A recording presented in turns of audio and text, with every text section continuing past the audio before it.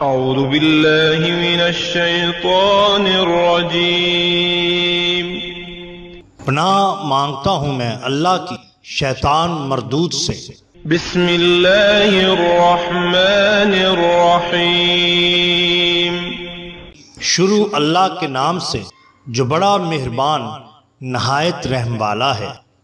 The bottom line کے ناظرین کرام السلام علیکم۔ محترم ناظرین، ہم اپنی آج کی ویڈیو میں ایک مشہور و معروف کامل ولی اللہ حضرت خواجہ نور محمد مہاروی چشتی رحمۃ اللہ علیہ کے بارے میں آپ سے چند گزارشات کریں گے۔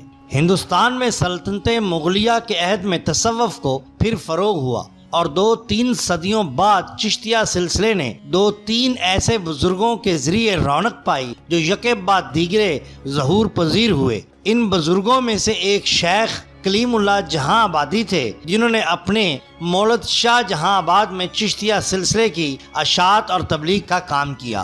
ان کے جانشین شیخ نظام الدین دلی اورنگ آبادی نے اورنگ آباد یعنی کہ دکن میں اپنے پیر و مرشد کے کام کو جاری رکھا۔ پھر ان کے فرزند فخر الدین فخر جہاں شاہ جہاں آبادی نے دہلی میں بیٹھ کر شمالی ہندوستان میں چشتیہ سلسلے کی بڑی کامیاب طریقے سے اشاعت کی۔ انہوں نے ہندوستان کے مختلف علاقوں میں اپنے خلفاء بھیجے۔ خواجہ نور محمد مہاروی انہی خلفاء میں سے ہیں جنہوں نے پنجاب میں سلسلہ چشتیہ کو فروغ دیا۔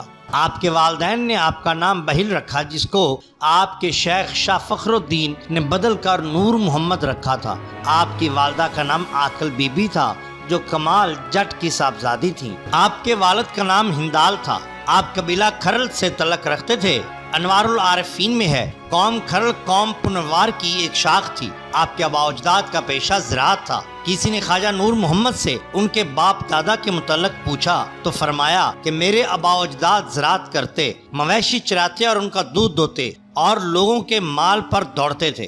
آپ کا سلسلہ نسب نشیرواں عادل سے ملتا ہے۔ آپ 14 رمضان سن 1142 ہجری بمطابق 1729 عیسوی کو قصبہ چٹالہ میں پیدا ہوئے جو بہاولپور کے قریب ہے۔ کچھ عرصہ کے بعد آپ کا خاندان چٹالہ سے قصبہ مہار میں آ گیا۔ خواجہ صاحب نے پہلے قرآن پاک حفظ کیا، پھر مہار شریف میں ہی رہ کر عقلی اور نقلی علم سیکھتے رہے۔ بعد ازاں ڈیرہ غازی خان جا کر درسی کتب پڑھی۔ پاک پٹن کے نواب میں موضع بیلا کے ایک شخص شیخ احمد کھوکر سے بھی کچھ تعلیم پائی۔ پھر خواجہ محکم دین کے ہمراہ لاہور آ کر تحصیل علم میں مصروف ہو گئے۔ ان دنوں دلی میں مولانا فخر الدین خدمت دین میں سرگرم تھے۔ ایک روز آپ دہلی گئے اور وہاں پر حافظ محمد صالح کے ساتھ مولانا کی جائے قیام پر حاضر ہوئے۔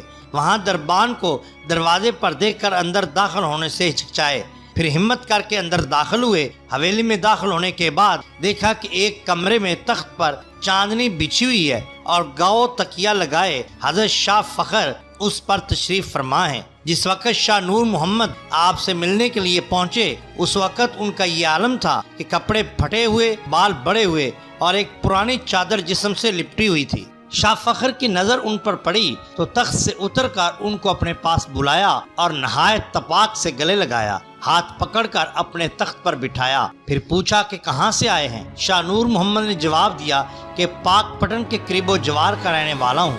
خواجہ فخر نے پوچھا کیا حضرت بابا صاحب کی اولاد سے ہو؟ انہوں نے عرض کیا نہیں۔ پھر پوچھا میرے پاس کس غرض سے آئے ہو؟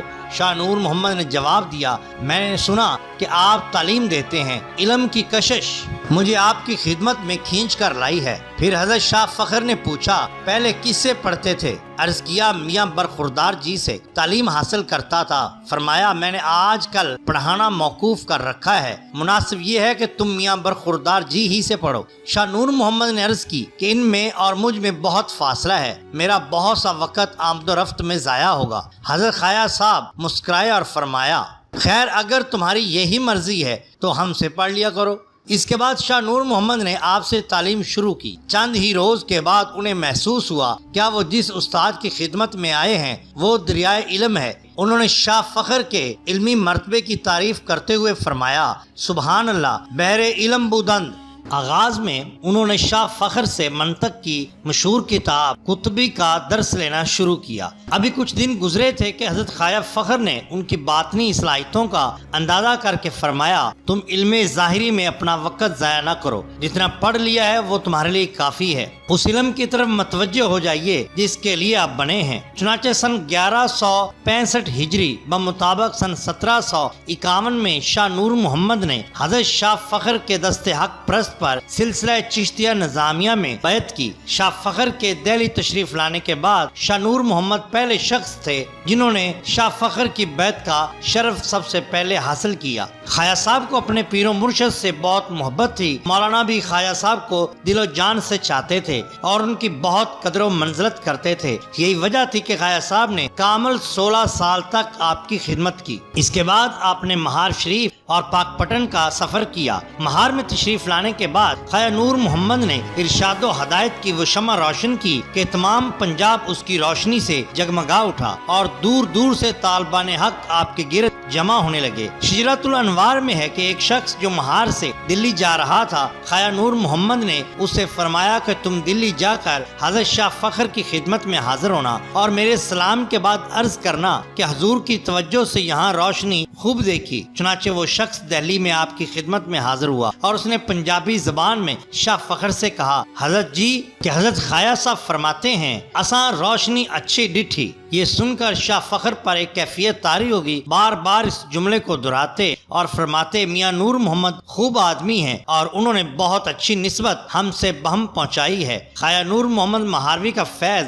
ہر امیر اور فقیر کے لیے یکساں تھا اور کلام خالی از حکمت نہ فرماتے، غرض آپ کا تمام طریقہ اتباع سنت نبویہ تھا۔ زہد و پرہیزگاری کو بہت پسند فرماتے، علم تصوف اور اخلاق کا اکثر شغل رکھتے۔ آپ اپنے مریدوں کی اصلاح اور تربیت کی طرف خاص توجہ فرماتے، ایک روحانی طبیب کی طرح امراض باطنی کا علاج تجویز فرماتے۔ ایک مرتبہ آپ نے حکیم مولوی محمد عمر سے فرمایا کہ مہار دار الشفا ہے۔ خواجہ صاحب کے مریدوں کا حلقہ بھی وسیع سے وسیع تر ہوتا چلا گیا۔ اپنے مریدوں کو سلوک کی تعلیم دیا کرتے تھے۔ مولانا فخر جہاں برابر آپ کی طرف توجہ فرماتے رہے۔ وہ جانتے تھے کہ علم و عرفان کی جو شمع انہوں نے روشن کی ہے، اس کی ضیاء سے پنجاب اور بہاولپور کی سرزمین یقیناً جگمگا اٹھے گی۔ خواجہ نور محمد مہاروی وہ شمع معرفت تھے جس کے گرد پروانے جمع ہو رہے تھے اور سلسلہ چشتیہ نظامیہ ہندوستان میں دوبارہ اپنی پوری شان سے جلوہ گر ہو گیا تھا۔ خواجہ نور محمد کو اپنے مرشد شاہ فخر کی وفات کا بے حد صدمہ تھا۔ اپنے شیخ کی وفات کے بعد کافی عرصہ زندہ رہے، لیکن اس صدمہ کی وجہ سے طبیعت میں شگفتگی نہ آ سکی۔ آخر یہی حزن و غم آپ کی وفات کا سبب بنا اور اس رنج و غم نے کاست بدنی کی صورت اختیار کر لی۔ اسی زمانے میں جب آپ بیمار تھے، ایک مزید صدمہ آپ کو یہ پہنچا کہ آپ کے مرید خاص اور خلیفہ حضرت نارو والا نے وفات پائی۔ اس رنج نے بھی انہیں کمزور کر دیا۔ وفات سے 1 سال پہلے آپ نے دنیا سے بے تعلق ہو کر خاموشی اختیار کر لی تھی۔ لوگ خاموشی کا سبب پوچھتے تو فرماتے کہ میری گفتگو تفسیر و حدیث ہے، کس سے کہا جائے اور کون سمجھے۔ مرض الموت میں مریدوں کے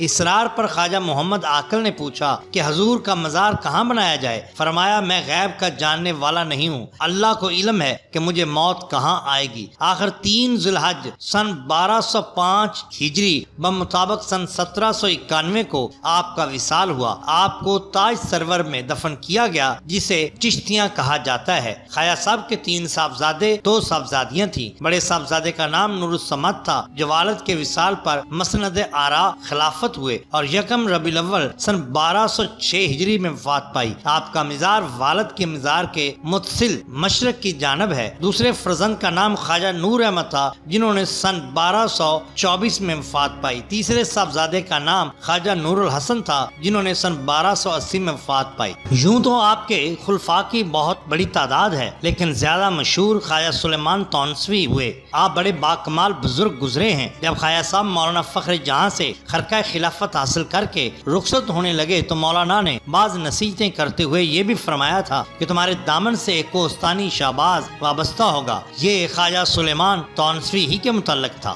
ذیل میں ہم آپ کی کرامات اور خوارق عادات بیان کرتے ہیں۔ آپ بڑے صاحب کرامت بزرگ تھے، آپ پر اللہ کی بے شمار عنایات تھیں، زبان سے جو نکلتا پورا ہو جاتا۔ آپ کی چند کرامات میں سے ایک کرامت یہ ہے کہ میاں نور بخش مہاروی سے منقول ہے کہ کوٹ مٹھن کے قریب ایک قاضی صاحب نے حضرت قبلہ عالم سے عرض کیا کہ حضرت آپ سے ایک وعدہ چاہتا ہوں کہ جب میں فوت ہو جاؤں تو آپ میرا جنازہ پڑھائیں۔ فرمایا انشاءاللہ میں ہی تمہارا جنازہ پڑھاؤں گا۔ قاضی صاحب مذکور ابھی حیات تھے کہ حضرت قبلہ عالم کا وصال ہو گیا۔ قاضی صاحب کو فکر لاحق ہوئی کہ اب حضرت قبلہ عالم میری نماز جنازہ کی امامت کیسے فرمائیں گے۔ الغرض کچھ عرصہ بعد قاضی صاحب فوت ہو گئے۔ جب ان کا جنازہ تیار کر کے صحرا کی طرف لے کے گئے تو کیا دیکھتے ہیں کہ گھڑ سوار گھوڑا دوڑاتا ہوا آیا اور 4-5 آدمی پائیدہ اس کے ساتھ دوڑتے آ رہے ہیں۔ جب قریب آئے تو ہر شخص نے پہچان لیا کہ حضرت قبلہ عالم ہیں۔ سب نے قدم بوسی کی اور اس وقت سب کے دل سے یہ بات محو ہو گئی کہ حضرت قبلہ عالم تو فوت ہو چکے ہیں۔ آپ نے قاضی صاحب کی نماز جنازہ پڑھائی اور پھر نظروں سے غائب ہو گئے۔ اس وقت لوگوں کو احساس ہوا کہ حضرت قبلہ عالم تو وفات پا چکے ہیں، یہاں تو صرف ایفائے عہد کے لیے تشریف لائے تھے۔ سبحان اللہ، یہ شان ہوتی ہے اولیاء کرام کی۔